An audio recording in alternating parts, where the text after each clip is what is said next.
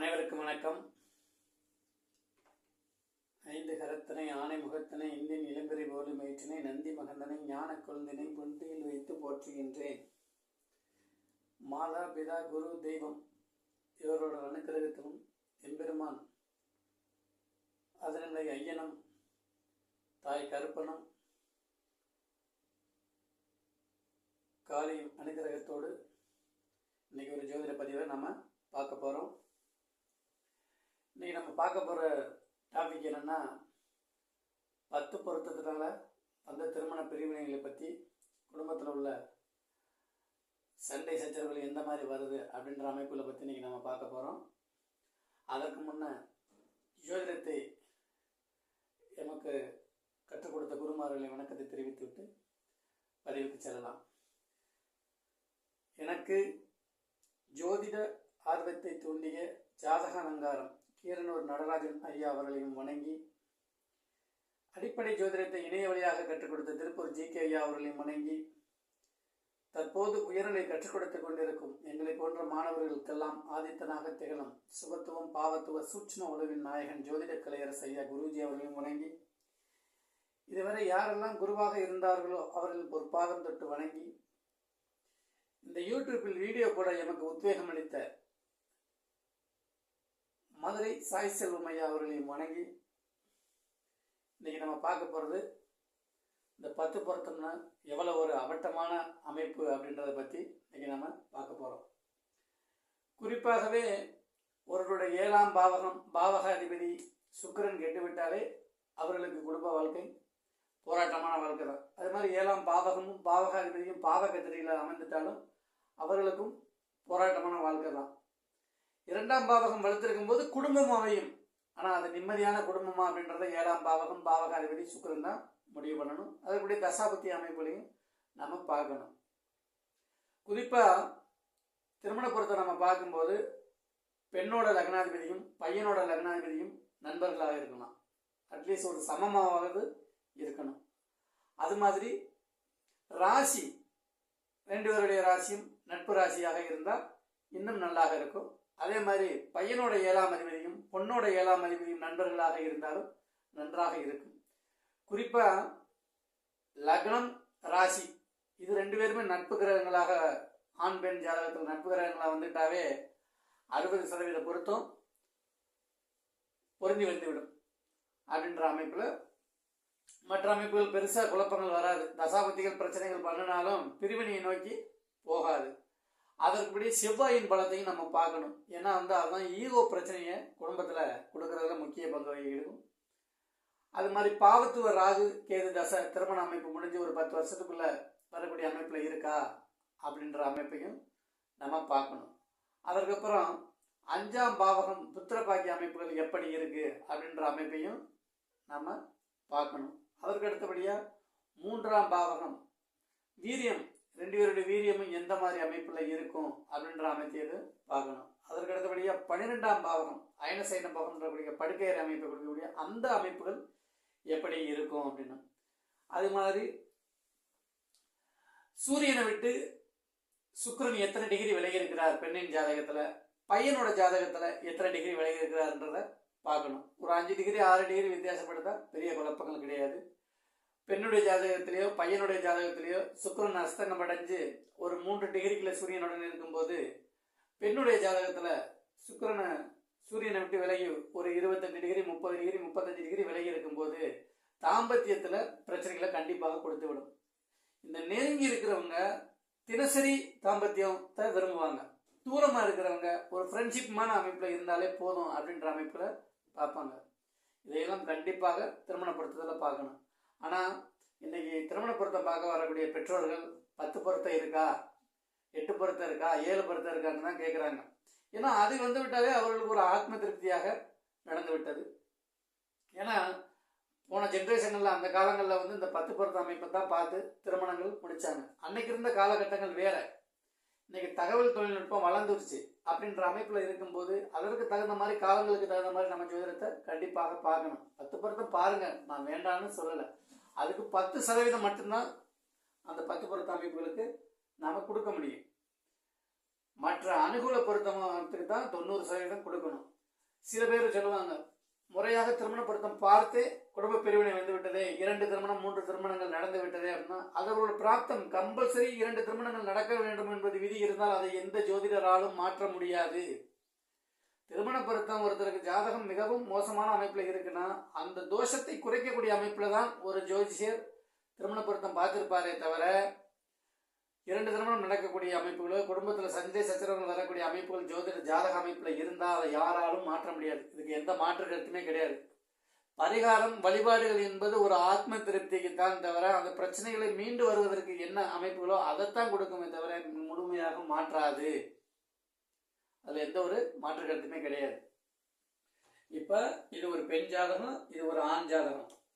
பெண் வந்து கன்னி லக்னம் விருச்சிக ராசி, இது ரிஷப ராசி. பையன் வந்து மேஷ லக்னம் தனுசு ராசி. அப்ப இந்த அமைப்புல நம்ம பார்க்கிறோம்.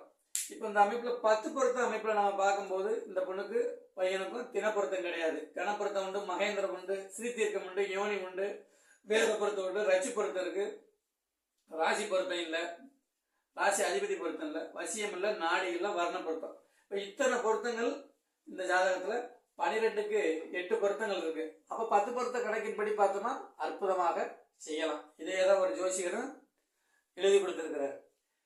பேசிக்கா இந்த 2 பேரோட ஜாதகத்தை முதல்ல திருமண அமைப்பு எப்படி இருக்கு, இவரோட குடும்ப அமைப்பு எப்படி இருக்கும் அப்படின்றத நம்ம பார்த்துட்டு தான் அதுக்கப்புறம் திருமண பொருத்த அமைப்புக்கு போகணும். இப்ப இவரோட லக்னாதிபதி 8ல மறைஞ்சு சூரியன் அஸ்தங்கமும் அடைஞ்சு வக்ரம் அடைஞ்சு பலம் இழந்து விட்டார். 7ஆம் அதிபதி குரு நீசமாகி வக்ரமுமாகி பலம் இழந்திருக்கிறார்.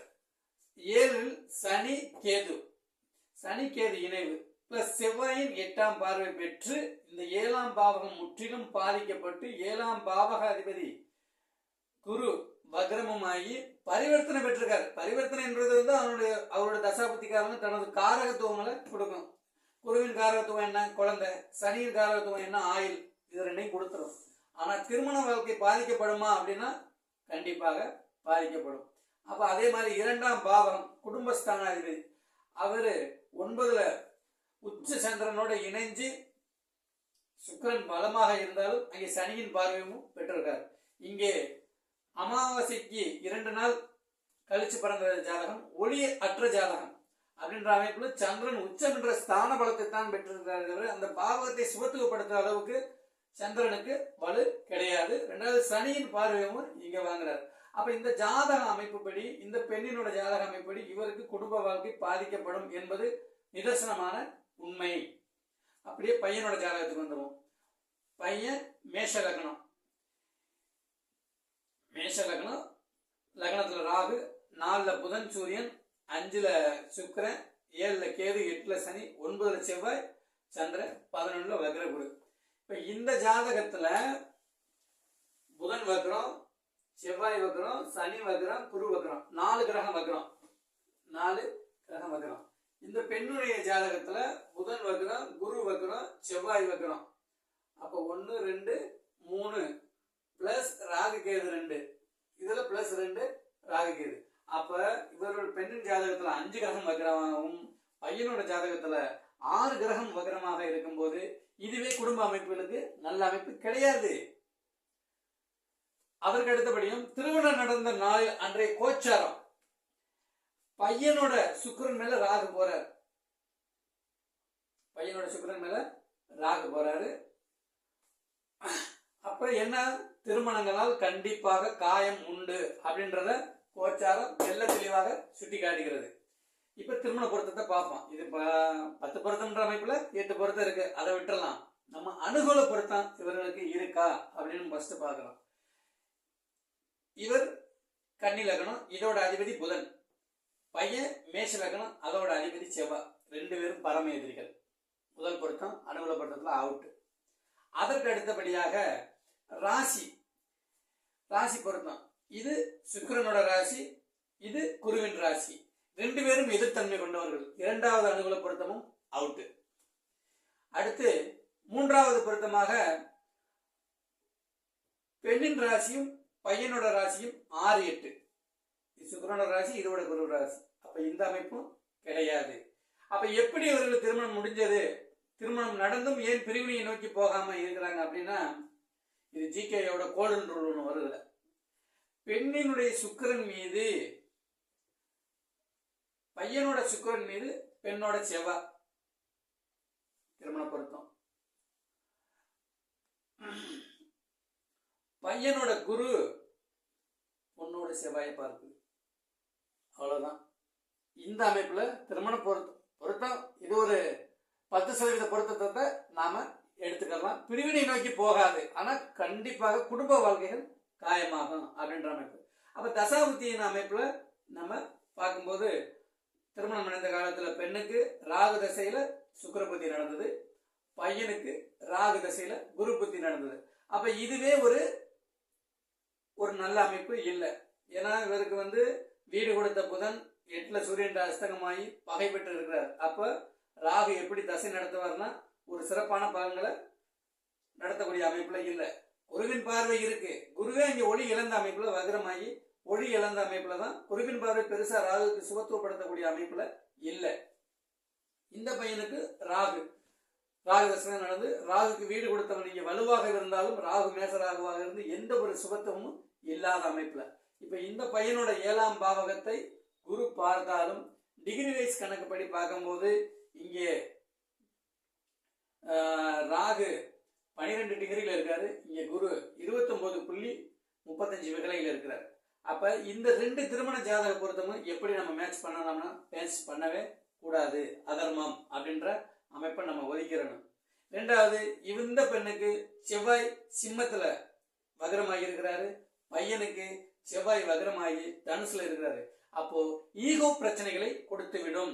இதுல என்ன ஒரு 2 பொருத்தம்னா, சுக்கிரனுக்கு பையனோட சுக்கிரனுக்கு 1 2 3 4 5 6 7 8 9 10ல கேந்திரத்துல பொண்ணோட சுக்கிரன் இருக்கு. அது மாதிரி பையனோட செவ்வாய்க்கு பொண்ணோட செவ்வாய் 9ல இருக்கு. இது படிநிலை பொருத்தங்கள் தான் இருக்குது, சிறப்பான பொருத்தங்களே இல்லை.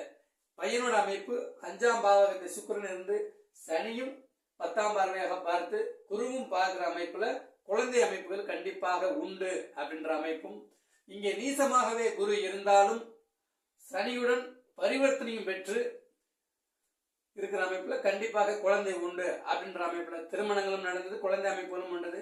குழந்தைக்காக வாழக்கூடிய ஒரு அமைப்பை தான் கொடுக்குமே, கணவன் மனைவிக்குள்ள ஒரு அனோனியமான சிநேக அமைப்பை கண்டிப்பாக கொடுக்காது.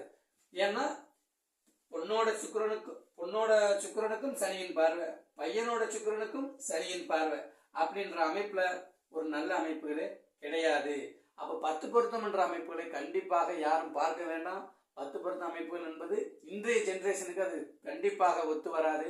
அனுகூல பொருத்தம் பாருங்க அப்படின்ற அமைப்புல அனுகூல பொருத்தமே முதன்மையாக இருந்தது. எங்களுடைய குருஜி அவர்களும் அதையே எல்லாருக்கும் அறிவுறுத்தி வருகிறார். பெற்றோர்களும் அதை நோக்கி செல்லுங்கள்.